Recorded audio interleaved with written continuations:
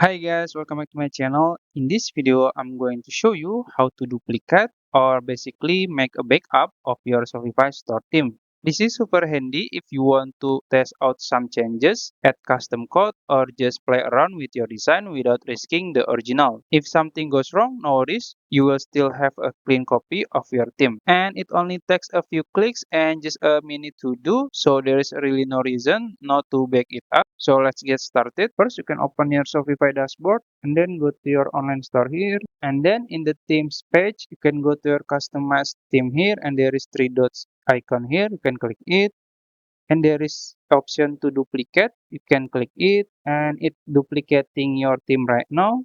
After a few seconds, it will done. And if you want to back to your previous version of your Shopify store, you can just click publish here if something goes wrong.